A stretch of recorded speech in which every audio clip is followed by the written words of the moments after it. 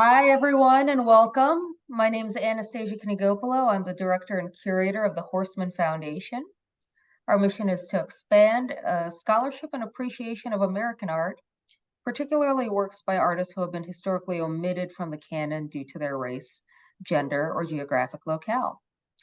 For those of you joining us from around the country who might not be familiar with St. Louis, the Horseman Foundation and our premises are located on the traditional lands of the Osage Nation, the Missouri, and the Lenape Confederacy, who have stewarded this land for generations.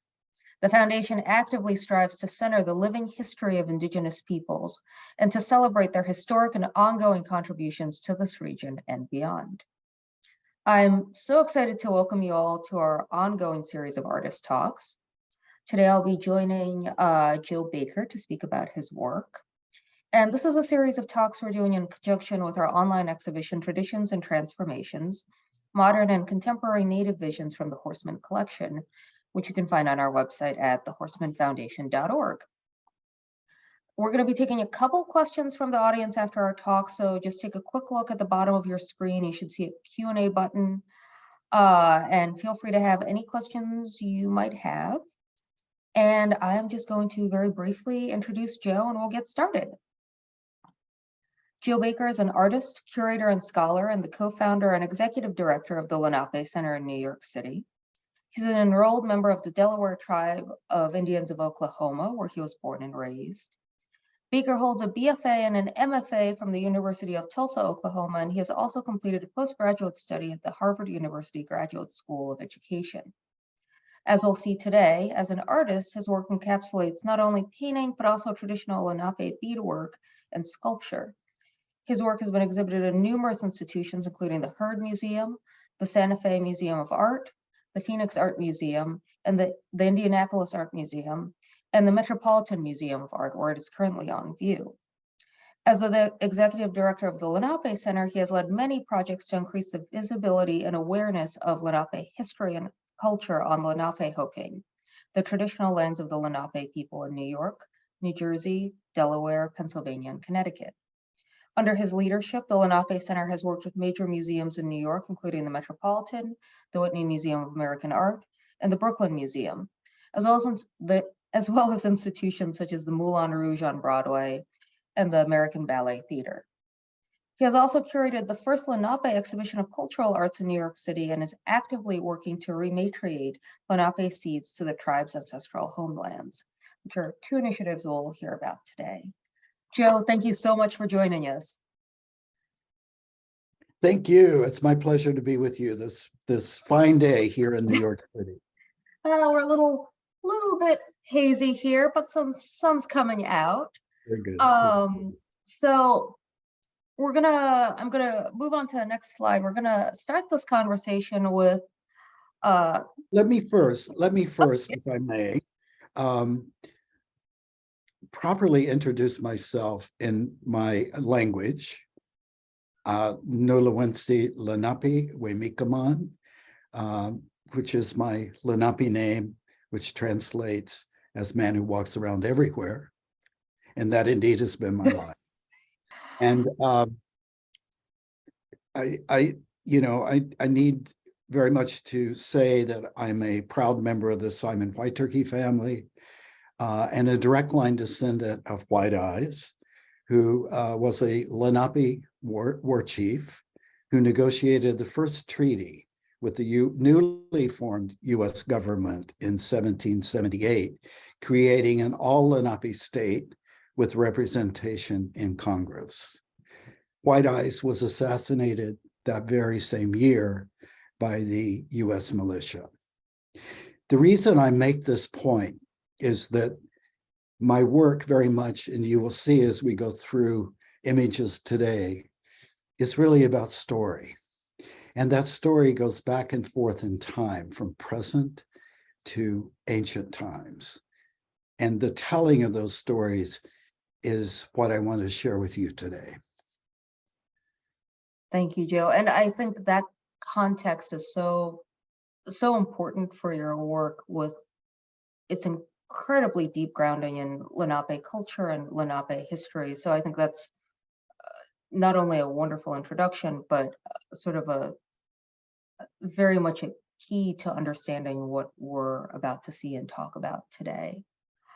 So let me, uh,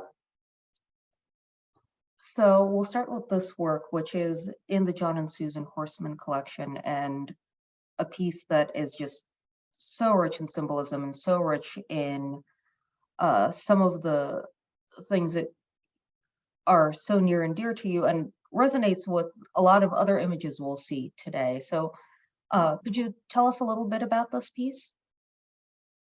The Three Sisters, which is really a painting about my grandmother, Stella White Turkey Fugate, and her two sisters. And I knew the two sisters as Aunt Pearl and Aunt Betty. The unanswered questions surrounding my grandmother's allotment and her sudden death in 1924 by poisoning haunted me as a child and haunt me still. I keep coming back to her as the story of Lenape diaspora, a story of greed and lawlessness on Indian lands and the wreckage of lives upended. The same practice that unraveled life for our ancestors and saw our forced removal from our lands in the Northeast followed us through the generations to Oklahoma, a silence erasing the genocide that haunts our American history. The stories, these kind of stories, the stories of our grandmothers, I believe, can contain within the narratives of a family an entire nation. It is a Lenape story, a story that is both past and present.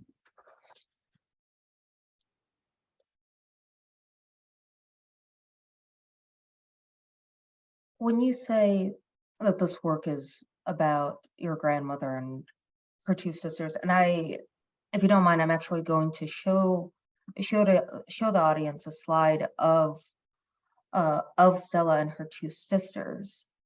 And here they are from the early 20th century, and they're about to go off to finishing school. Yes. And at Cotty College, which is in Missouri. And this is, for me, such an incredible photograph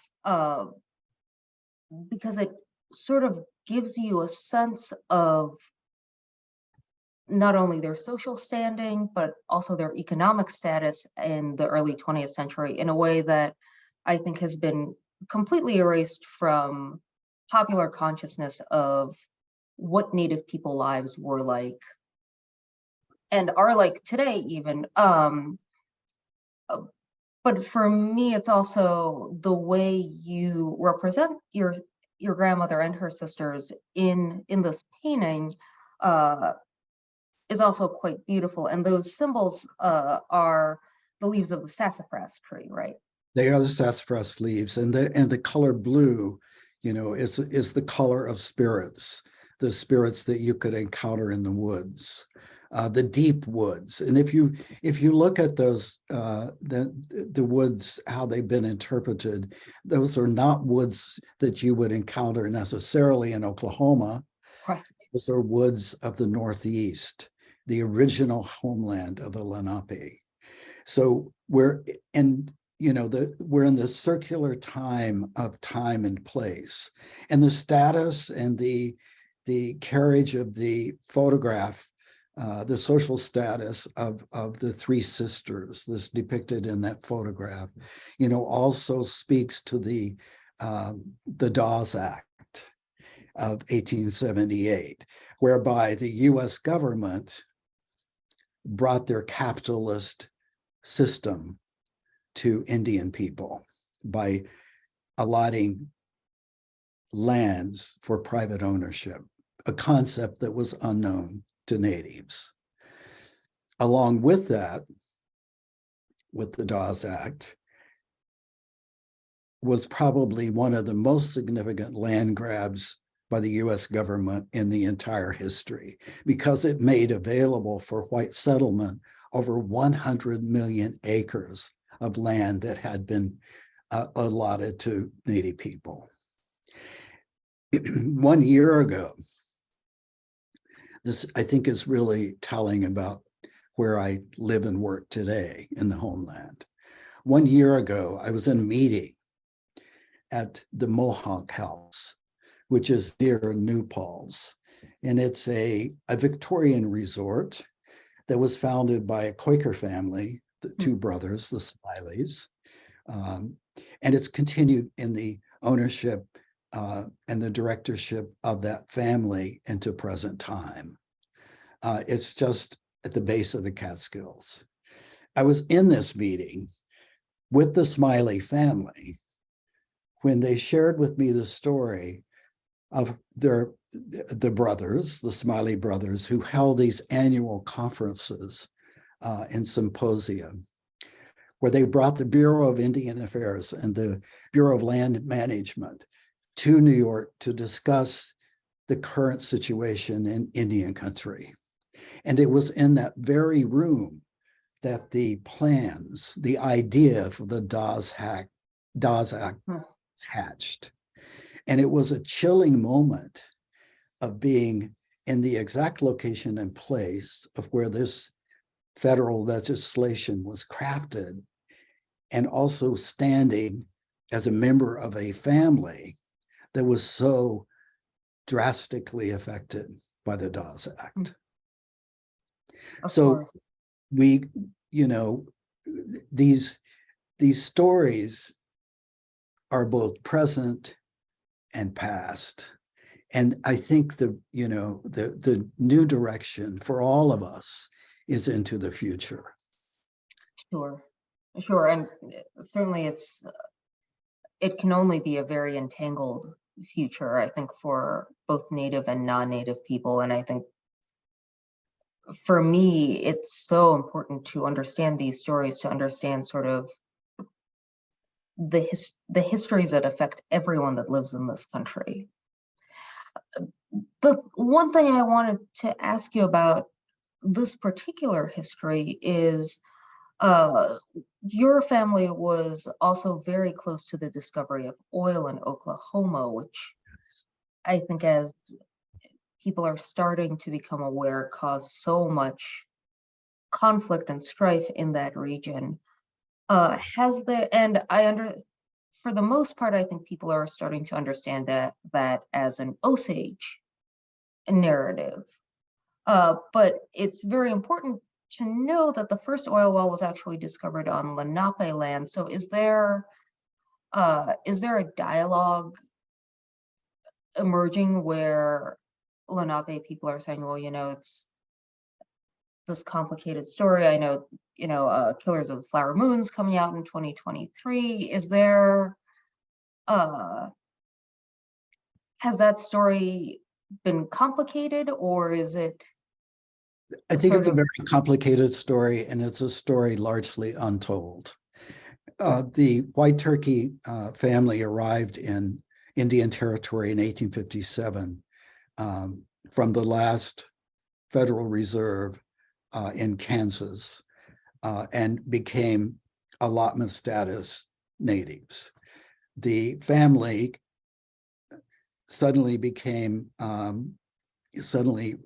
owned just under 1,000 acres of land in northeastern Oklahoma, just east of the Osage Nation.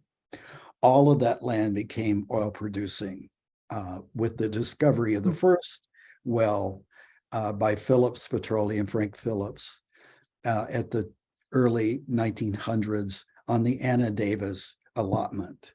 Anna Davis was a member of my tribe, the Delaware Tribe of Indians. And that began, this rush, if you will, of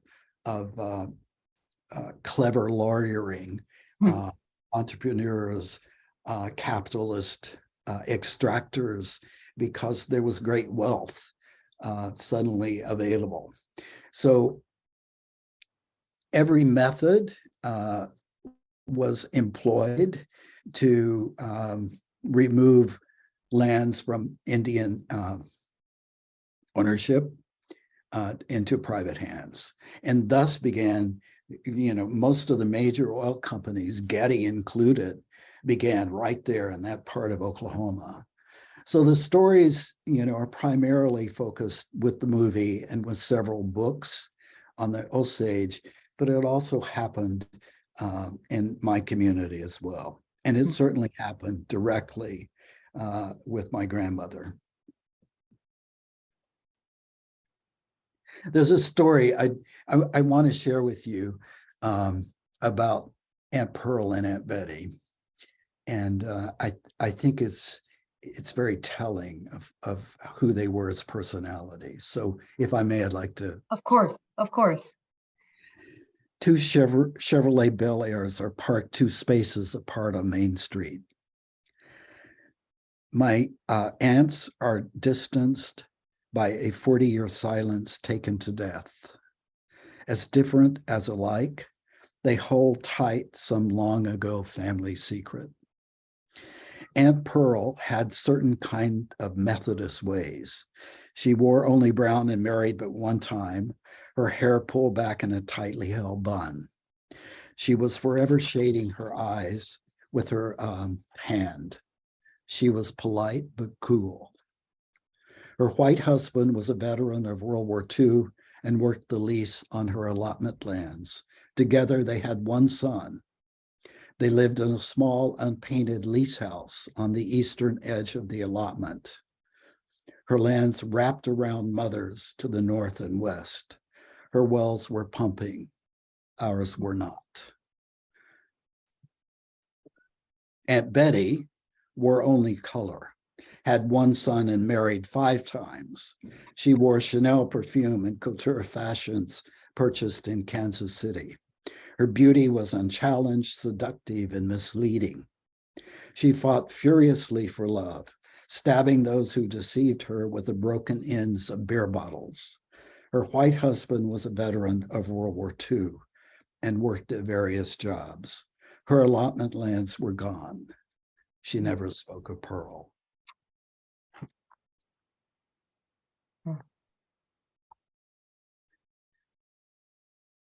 And So it's these very personal stories of family and the complexities of family at a particular time in our history, as we all struggle to really find our place in life. sure. And they're very epic and very poetic and very beautiful stories at the same time. And you and I have spoken on how your Aunt Betty was very much an important character for you as well growing up. Yes, yes. So, within my family, the women have always been an important forces. And that's true also within our culture, that in Lenape culture is a matrilineal culture. And there are other women, Nora Thompson Dean, who was a member of our community, who I will speak of in upcoming examples of my work. I'm just going to move on to the next painting we have, which is Doll Dance. And this work is very much, you painted it around the same time as the Three Sisters, and the 2 paintings are very much linked. Can you tell us a little bit about this work? The doll dance, the otas, the doll, was last performed, a ceremonial dance, a woman's dance, was last performed in Oklahoma in the very early 1900s. Both my grandmother, Stella, and Aunt Betty danced in the last doll dance within our community. And it's a story about that painting, but it goes back even further. On that move from Kansas, the White Turkey family gave shelter to Grandma Mahoney, who was the keeper of the doll, for her protection during the move. And it was later decided that the family would also provide for her a member of our family, Phoebe White Turkey, to begin to understand what was involved in the keeping and care of the doll for future ceremonies.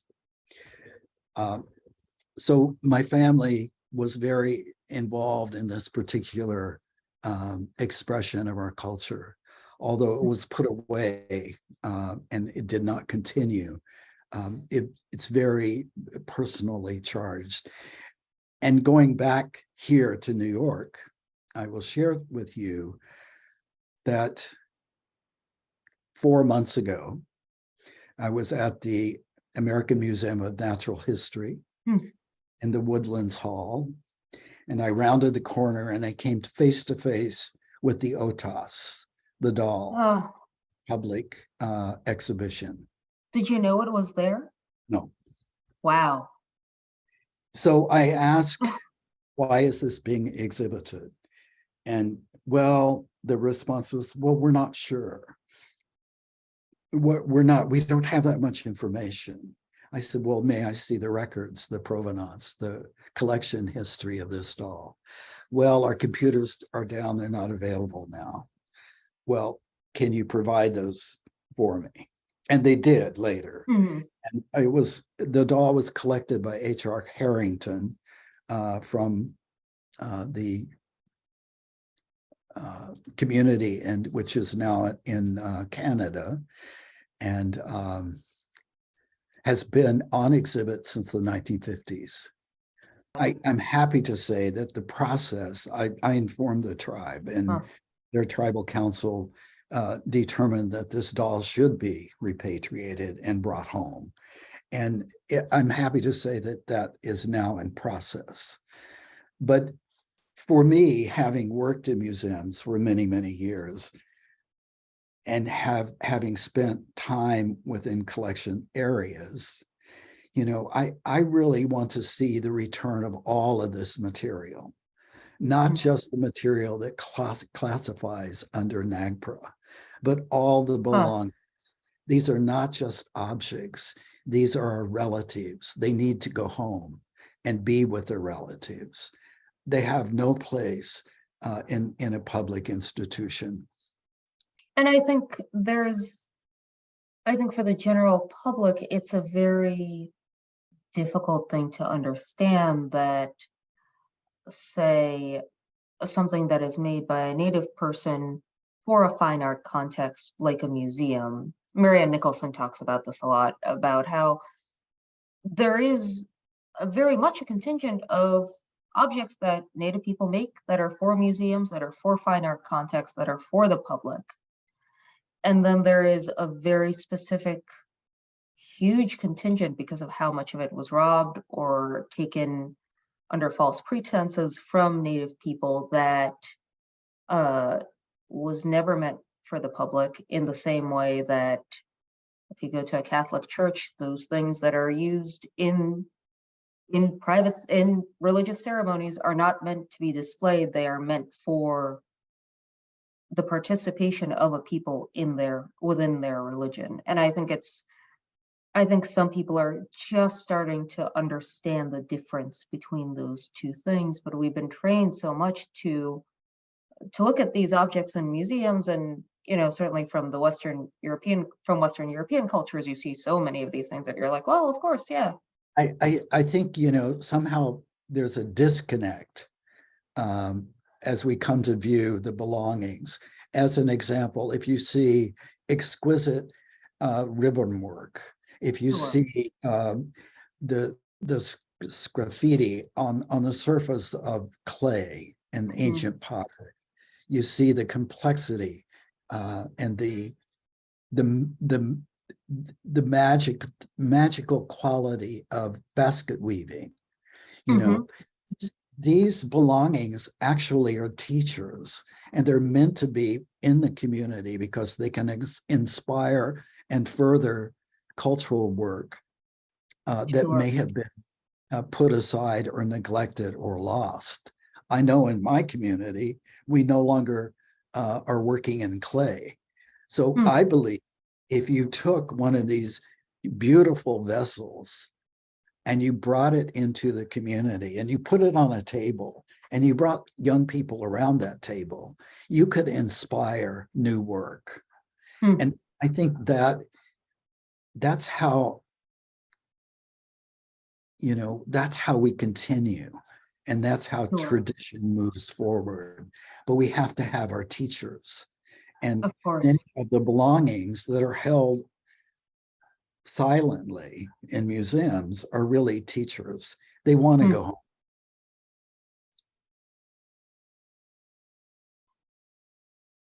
I'm going to move on to our next slide just because I want to be cognizant of time, but this is a conversation that I think will resonate very much through the rest of the works we'll see today. Can you tell us a little bit about this painting, Joe? Again, referencing where I grew up in Oklahoma, the last big house, which was our traditional religious ceremony, was last performed in the early 1920s outside of Copan, Oklahoma. And this is the painting about that event, the two fires, the big house itself, the structure. Was a ceremony of renewal, which was held annually each fall. It was a time to recalibrate and to give thanks. It was a time to balance one's life in a positive, constructive way. And it was a time to be silent. It was a time to sing. It was a time to dance. And it was a time to really reflect upon being, just being. This ceremony, from what I read, was that this was last performed in 1924. Correct. Is there any movement to bring ceremonies like this back into the community, or is there a feeling that once the time has passed that it's impossible to sort of recreate this event?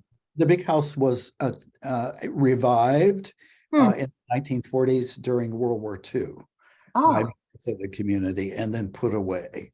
It remains a topic of controversy within individual communities.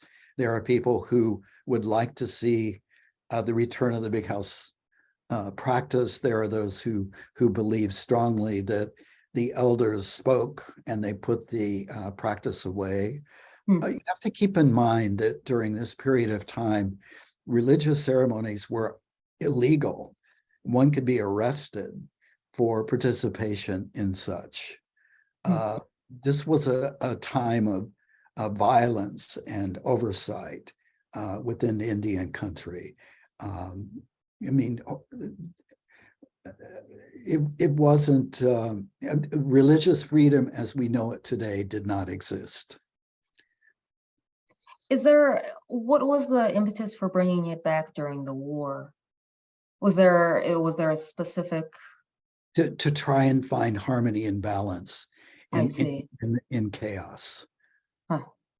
Because one of the traditional values of Lenape culture is nonviolence, and beauty and generosity and creativity.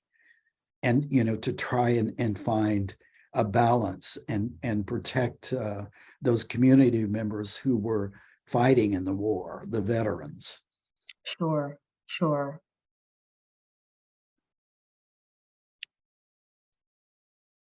And this is a slightly more recent work, unless I'm mistaken. Would you speak a little bit about this piece? Again, it goes back to family, the blood spirits, and I'm thinking of another family member, Maxine Rogers, who often spoke about the blood spirits, which would appear on the edge of the woods at twilight, and they're depicted by that circular device and they were described as the rolling black ball. So if one was in nature at that particular time of evening, one had to be particularly vigilant and watchful. And it's a story about that. Hmm. And it's a collage, really. I was experimenting with woodcuts and collaged elements, which I really want to get back to because it was a great, fun, experimental time for me in the studio. Hmm. When did you make this work? And you're going to ask me the date. Oh my. Roughly. As a person that gets asked dates a lot, I completely. I don't know, maybe 2013, 2014. It's got some Okay, age yeah, on it. Got some age on it. yeah. So very much a recent work. Um, and for me, it's interesting because you've worked as a curator for so long. You were the fine arts curator at the Herd. Has your interaction with the work of other artists and sort of your scholarship and academic involvement impacted your work as a maker yourself? Well, it has impacted my work as a maker because, it has taken me from the solitary studio, Mm, as the solitary act of being in studio making work, into a public interactive sphere, a social sphere of young people and young thought and ah, young energy, not only artists, but students. And I sure. find that particular environment exhilarating and thrilling. And it really has fulfilled within me a certain creative aspect of my life. Hmm.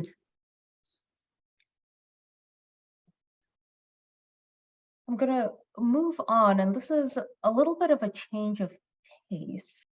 Can you tell us a little bit about this object, and we'll go from there? It's a Lenape bandolier bag, which is work that I taught myself to do. I taught myself to do this because growing up in Oklahoma, I had never seen a bandolier bag in my community. They had all been, I found out later, collected by H.R. Harrington from the Copan Dewey area and were in the permanent collection of the National Museum of the American Indian. So I really had to visit those collections to understand the construction technique. And to me, the I simply, my interest in beadwork has been unstoppable in that it makes absolutely no sense in terms of how it fits into contemporary life. I love the psychological tease of trying to get started with all kinds of excuses of why you can't do this, why you can't kill. And I find it a compelling medium. I simply love the glass beads. I have more beads than I'll ever, in my lifetime be able to manipulate into some kind of form. But I love the process. And these bandolier bags, when they are worn, are like passports. They really are your identity. They really are your personal diary. They become journals of the experience. It takes about a year to make one as you're beading off and on. But they collect all of the feelings of the time in which they are made. And what I reflect upon most generally is that for me, they are examples of the Lenape traditional value of beauty. Because what we know of the historical bags that are in collections and available today among public institutions, private institutions, and collectors, they were all made in that 1830, 1850 time period.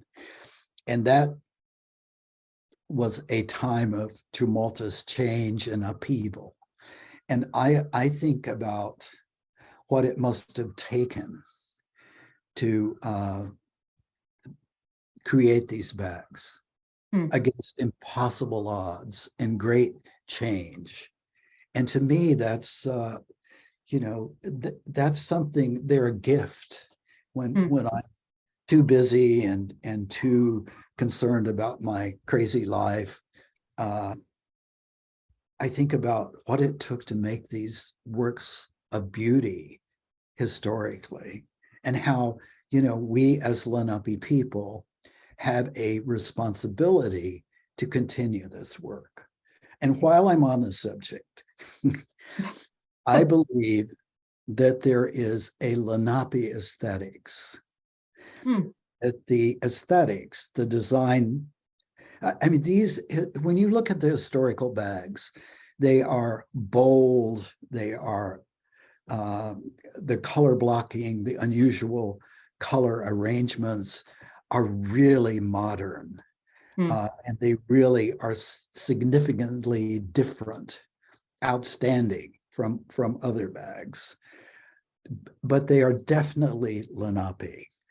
And I believe this is a language as valid as the spoken language, that the design, traditional design, is a way of communication. It tells us who it tells one who you are, where you are from.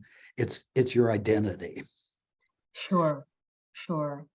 Would you speak a little bit to the symbolism? This was one of the earlier works, earlier bandolier bags that you created, and then I think I'm about to show one more that's even a bit earlier than this. But would you speak a little bit to some of the symbolism The in this work? symbolism is basically, abstract floral motifs, which Mm-hmm. are inspired by natural forms, and then sort of reordering those. The bag itself is a reference to Lenape ribbon work, what Mm-hmm. what you might see on leggings or wearing blankets. I think it's also interesting, and here I'll move on to the next one, that these are traditionally worn by men in the community. So they are, in some ways, a very much a masculine symbol, if if I'm not mistaken. Correct, yes. This bag is my personal, but in this bag is again, the reference to the sassafras leaf, which you Mm-hmm. saw in the Three Sisters painting. It's also the logo for Lenape Center. So it's a recurring design element in my work. And, it's very striking.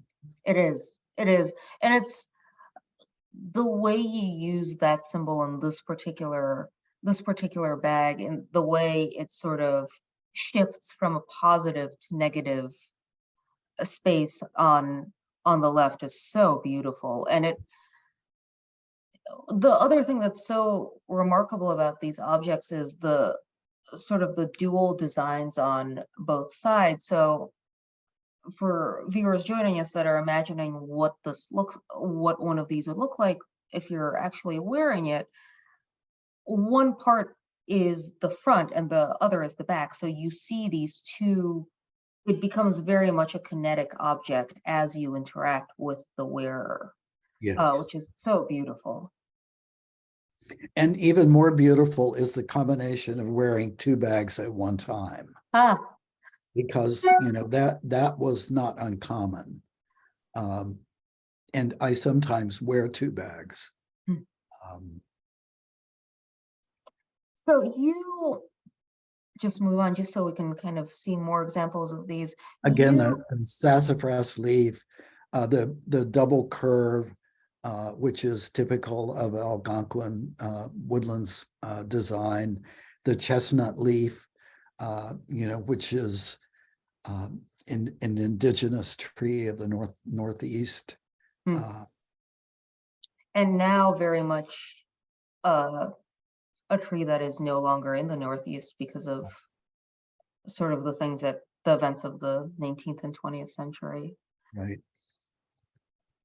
When you think about the Northeast, there's so much of the history in Lenape history that has been erased.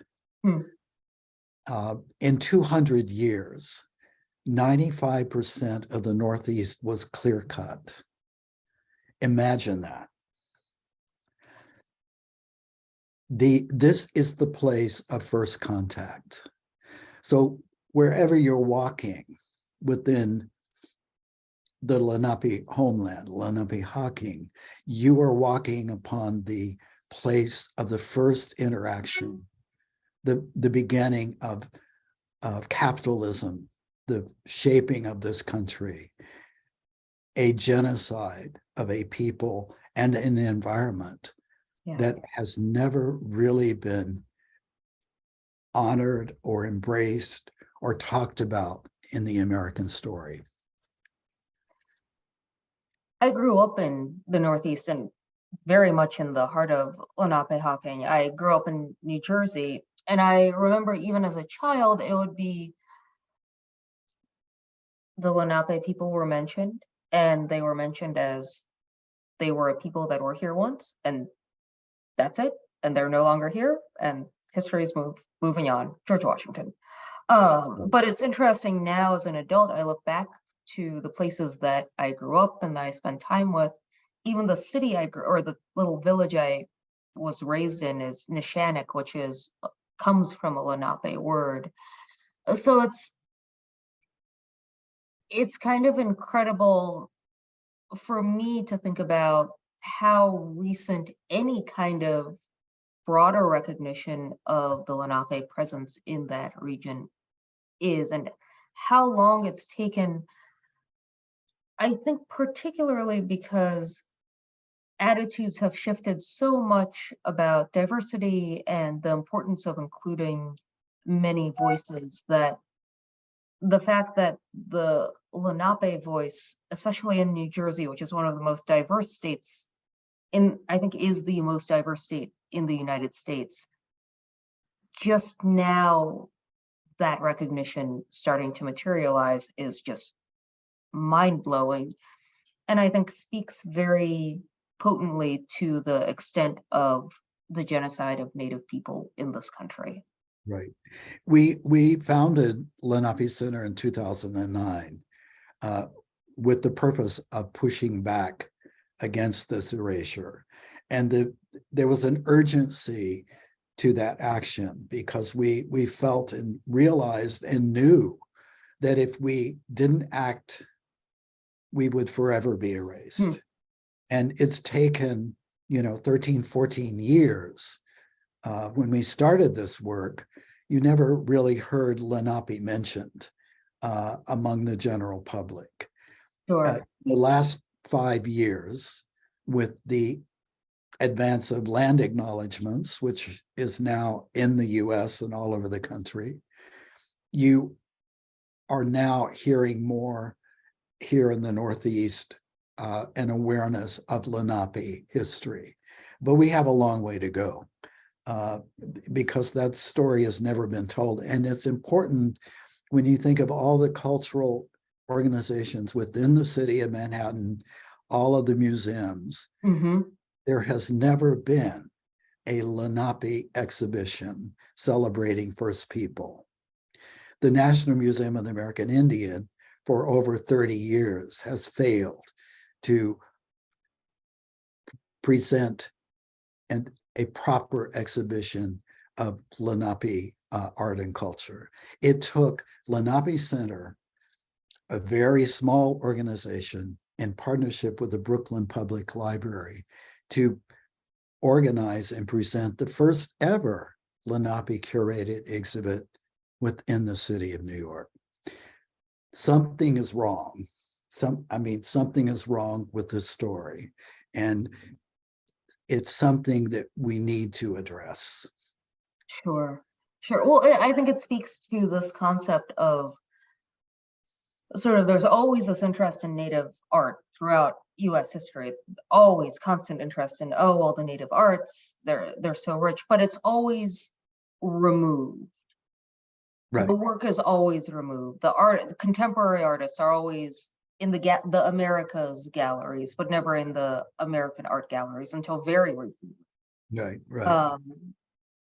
So it just, This is the museum on exhibit at the Met. This work I wanted to speak about because it's so, one, it's phenomenal that this is part of the first, speaking to my earlier point, this is part of the first installation of Native American arts that's actually part of the American wing, which Yes, only opened a couple of years ago, which again is just when you think about that.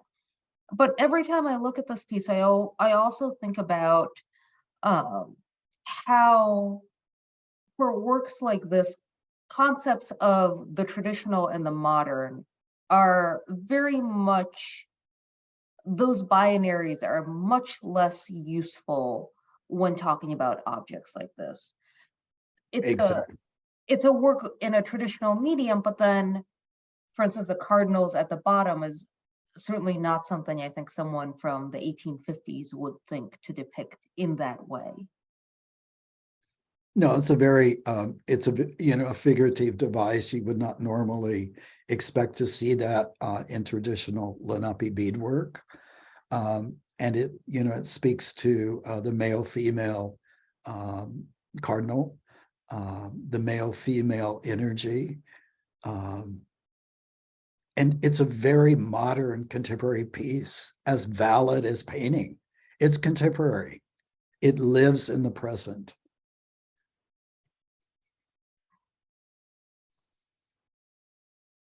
What was the conversation like with the Metropolitan when they asked to include this piece in the Diker installation? Well, I was approached by the new Native American curator, Patricia Norby, and invited to exhibit in association with the Diker collection for the inaugural exhibit of that collection. And this, I would say, is the only Lenape representation within that entire exhibition. And it is also not present in any newly curated the Lenape are not present in any of the newly curated exhibitions in the American wing at the Met. Wow. That's fairly shocking, I would say. To be honest, I'm surprised that the Dikers did not collect work from the Lenape tribe, although of course there comes that complication of what we were saying earlier, where should these objects even be in museums? But you were there at you have to remember, historically, the Met was defined as a museum of world cultures and art, right, fine art. of course. As it was defined historically. And the American Museum of Natural History was designated to be the institution that would showcase primitive cultures. And again, that sort of delineation, I think, also has done so much damage in terms of people's perception of Native work as static and not evolving with the time, and sort of those are the traditional crafts and they are, based on ancient knowledge and are removed from what's going on today, which I think objects like this very much subvert. But I think most people would agree, if they think about it long enough, that it doesn't have to be necessarily outspokenly modern to be part of the contemporary conversation. Right, right. And so this is an image of the presentation at the Brooklyn Public Library. And this is I love this photograph of the installation. Can you tell us a little bit? So there we have the bags in the foreground. You And do then have go ahead. Sorry. bandolier bags in the foreground, and what you see being installed against the black screen. It's what I call the bean tapestries. These are beans that were brought from our farm project at Farm Hub, Lenape ancestral beans that were growing out here in the ancestral land. And I love the idea of putting organic material next to art, because in a traditional museum setting, you would never be allowed to do that. Of course. And I love the idea of the exhibition being in not a museum, but in a library, this free and democratic space that is open to all people. It gives shelter to the homeless. It gives social opportunities for mothers and their strollers and their babies. It's this very realistic, delicious slice of life. And you can come there and experience art. And what we found, being at the Greenpoint Branch Brooklyn Public Library, we were seeing 100 people a day visiting this exhibit. That's extraordinary. We created an entire virtual world of programming in addition to the exhibit itself, which ran for 4 months, and published an anthology of Lenape history, which now we're working into a curriculum in partnership with Columbia University Teachers College, which includes the first ever publication of community voices. There are 9 community members who were talking about the myth of the purchase of Manhattan, who are talking about the 5 forced removals of the Lenape, who were talking about the doctrine of discovery in the Papal Bulls. It includes poetry and art and a discussion about our farm project and the return of the ancestral seeds here to Lenapehoking.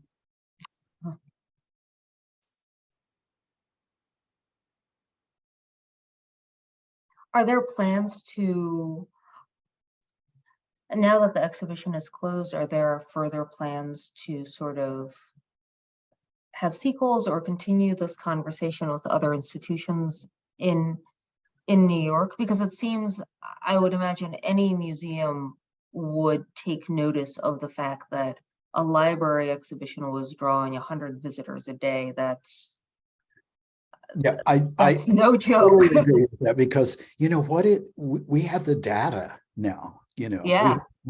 We have the stats, and museums are always interested in audiences. They're interested in numbers, and we clearly have demonstrated that the public has a interest in this subject matter and this history and this material. There is an upcoming exhibition with the Morgan Library and Museum, which will open this spring, and it will honor tribal elder Nora Thompson Dean in the Rotunda, featuring ephemera and letters that really are records of her visitation here in the Northeast in the 1970s.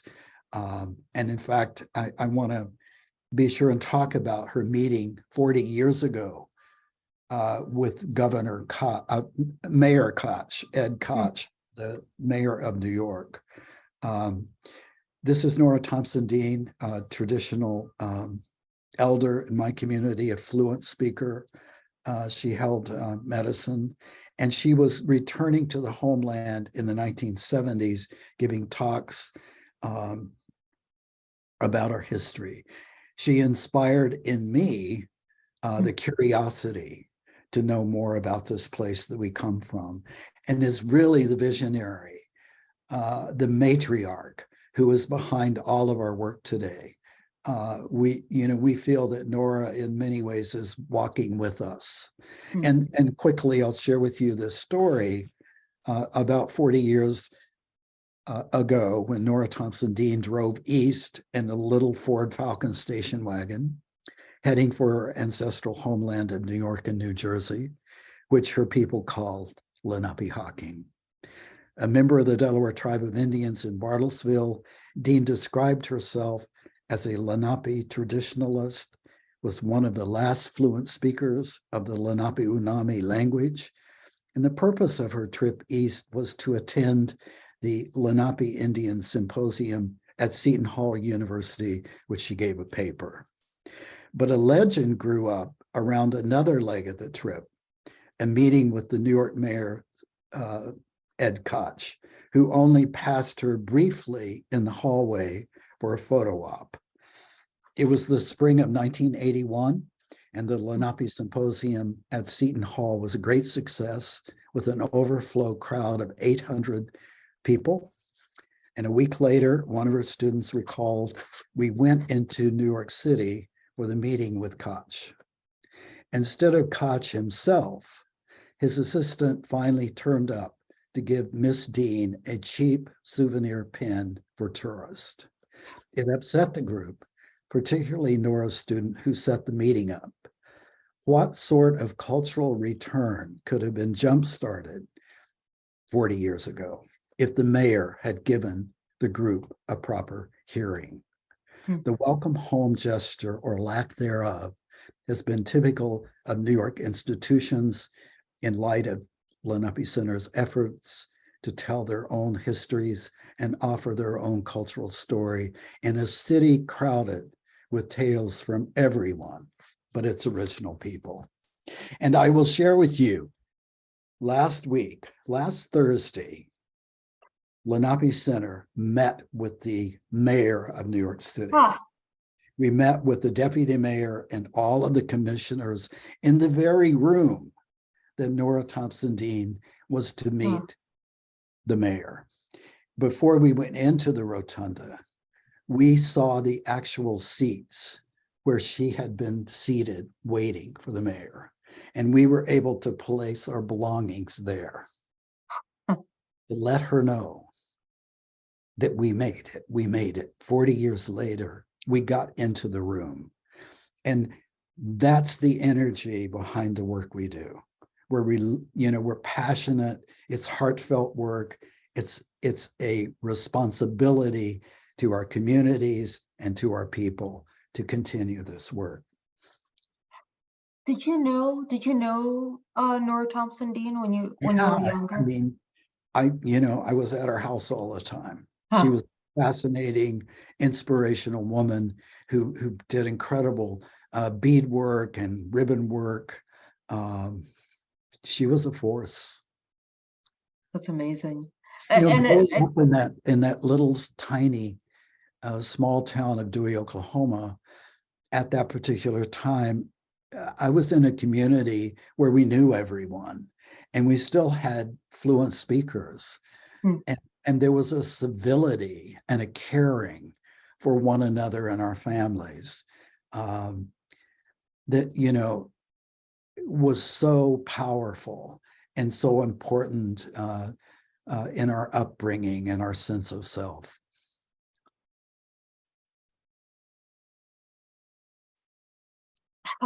Would you say that you've spoken to me a little bit about how much she has impacted the vision of the Lenape Center and the work you're doing. One of the things that I was so struck by when I was reading about her is just how many books she wrote herself or co-wrote, how often she was a consultant for museums on the East Coast, for scholars, for researchers. And in that way, I suppose I shouldn't be surprised, but there's perhaps the little naive sort of hopeful part of me is always kind of shocked by the lack of reception of these figures that now we look back on and we go, oh my God. I think especially because, and this kind of ties into so much of the work you're doing, New York is I would say undoubtedly the cultural capital of this country, and certainly one of the major cultural capitals in the world. And it's, again, I feel like I'm a broken record on this talk, but it's shocking how long it's taken for that to encompass the Lenape experience and Lenape history. It it's not easily understood, but you know, through our efforts and others, you know, we hope to be changing the future, because what I would like to see is for our community members, our Lenape tribal members, our young people, access to the city, the creative capital of the world, access free education here within the New York City institution, access. This is the homeland. This is the place it all began. The American story started right here, and it needs to be told. You know, there's this idea that New York has always been good for business. You know, the Dutch West India Company arriving here in 1609 was a for-profit corporation. They arrived here for the sole purpose of profit at any cost. And that really is the foundational beginnings of this country. And it resulted in the genocide of the Lenape people. And if you look at Lower Manhattan, that's the actual site of Fort Amsterdam. That's the site of Wall Street, the wall that the Dutch built to keep the Lenape out. Wall Street exists today, and it excludes many, many people. Absolutely. Absolutely. Capitalism, this capitalistic, extractive society culture that we live in, you know, began here and has continued. It didn't go away, and it exists today. I'm going to move on to our next slide just because we're being a little bit cognizant of the time. So this is a work, I think, this is a photograph of a work that I think is also actively working to subvert that sort of extractive capitalist system that we all sadly all participate in and all are a part of. But can you speak a little bit about this? So this is an image of our seed rematriation project in partnership with FarmHub, which is a growing area outside of Hurley, New York, Hudson Valley. We're growing subsopsing Lenape blue corn and 3 varieties of Lenape ancestral beans. The actual seeds from the Lenape corn have a direct relationship to Nora Thompson Dean. Upon her death, she had carried these seeds through the generations of her family all the way to Oklahoma and secured them in the seed bank at the University of Iowa. 3 years ago, we received a few seeds from that bank.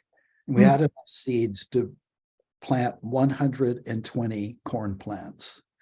This year, we planted 5 acres. So the seed beings, our relatives, are very generous if they're cared for.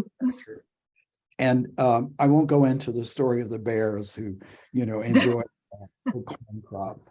But nevertheless, our goal with this project is to bring our ancestral foodways back and to make these seeds available in our diasporic communities, the 5 federally recognized nations, Lenape nations. So we've been working to do that. Also, I will share with you that the 5-acre cornfield, we were able to find Dutch documents that identify this 5-acre field as part of a larger Lenape field of corn that from the 1600s. So if you think about that, we are today back in the very place of the beginning. The seeds have come home. So we wanted to celebrate that through a contemporary interpretation and sculptural pull of the corn mask, which was part of our tradition. And there you see it depicted. So along with myself and other members, we've been experimenting with our carving skills. And here's a yeah, there it is in the studio in process, and you know it really acts as a guardian for the field. I think it speaks to my material culture background that I have to know, what kind of wood did you use to make this? It's ash. Okay. It was gathered from the land. Wonderful. And also the other thing I'll say about the seeds, it's more than just the plant and the crops. With the seeds come all the songs and the dances. Last year, we brought back the bean dance song to the harvest feast or harvest celebration. And we sang that song in the field. It's the first time in 100 years or more that song had been heard here in the homeland. And some of our Mohawk Akwesasne friends were at that gathering. And they came up later and they said, we had that song. And I said, you have the bean song? Yes. It was given to us by the Lenape 300 years ago. So you begin to see these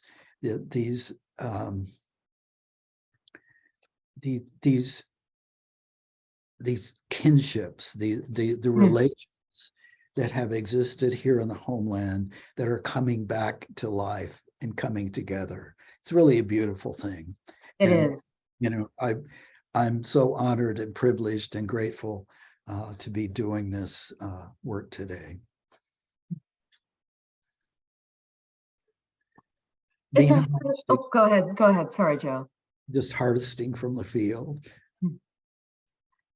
What's so beautiful to me is it also speaks to the fact that these things are not necessarily lost, but they're just sort of, even though there has been obviously so much loss and so much that cannot be brought back, but it speaks to so much hopefulness about sort of continuing these traditions and reawakening these links that I think is so beautiful. Well, Lenape Center really supports the philosophy of regeneration and repair. Regeneration and repair. I'll share another story about the Lenape corn seeds.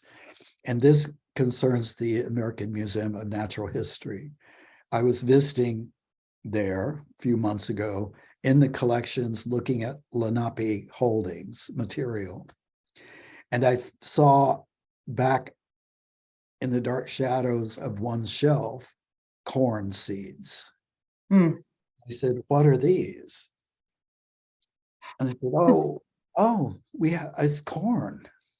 And I said, what's the collection history and where are they from? And blah, blah, blah. And we identified that they were from the Stockbridge-Muncie Mohican community, and they had been collected in the 1920s.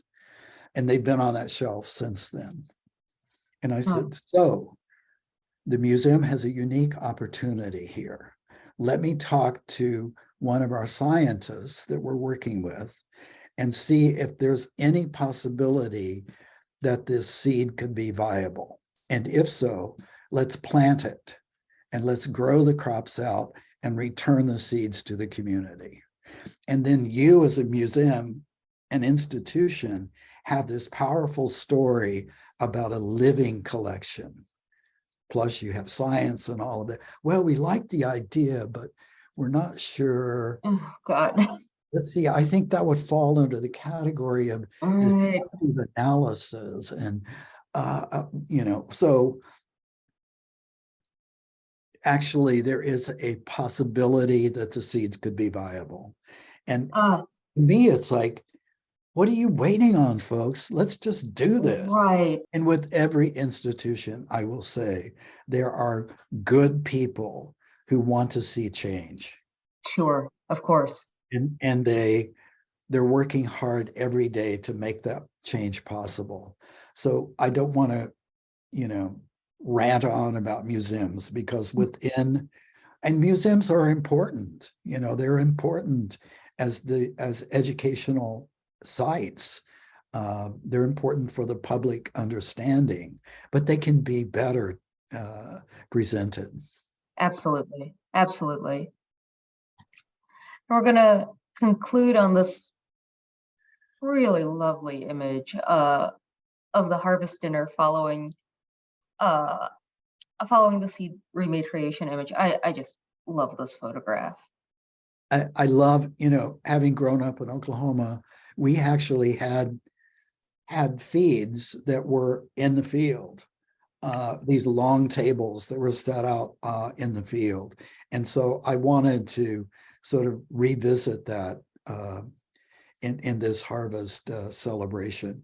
And we actually were able to grind the blue corn and make cornmeal and make our traditional cornbread, which also includes beans. So beans, we include beans within the cornbread. So it was a wonderful celebration of that successful harvest. It's lovely. We have time for a couple questions. If Joe, if you have time. Did we run over? We did. Oh my goodness. Which,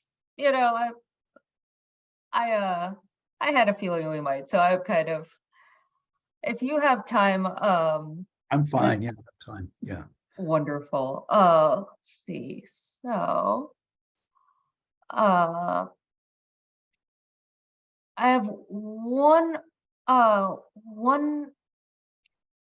viewer that's asking, do you have a wish to see Lenape aesthetics viewed differently in your own community and or quote unquote the art world at large? If so, what would that look like for you? What would its appropriate quote unquote placement be in the history of art? I'm sorry, that last statement, What would be its appropriate placement within the history of art?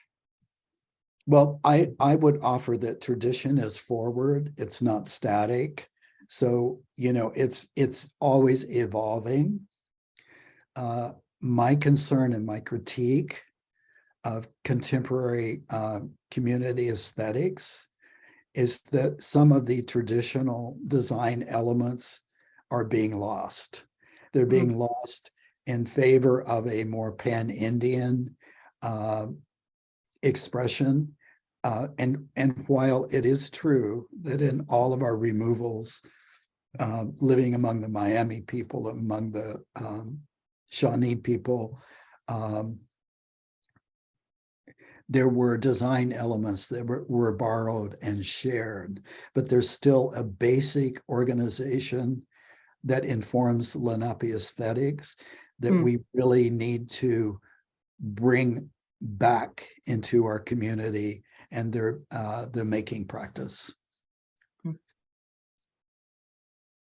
And again, I would say, I underscore the importance of Lenape aesthetics as a legitimate language, as important, as valid, as significant, as in need of preservation as the spoken word. And I think that's in some ways a very radical concept, because I think people think of language and visual arts are so removed, but you certainly, when you're talking about the preservation of a culture, you can't have one without the other, and Right. one informs the other. Yes, they go hand in hand. I actually have one last question for you, Joe, and then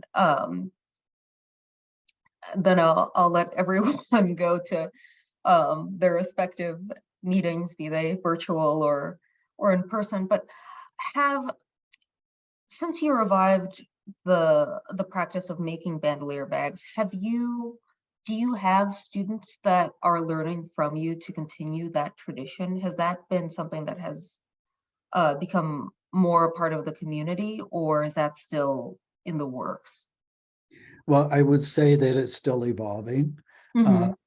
There are 2 community members within my community who are making bags, who have made bandolier bags as a result of that first bag being returned home and shared with members of the community. So, you know, people are beginning to create these works of art. That's It's great. beginning to happen. That's great. Well, Yeah. Joe, thank you so much. Thank you so much. This has been it's been so informative, and it's been such a wonderful conversation with you. I really appreciate it. And thank you everyone that's joined us and that's watched. And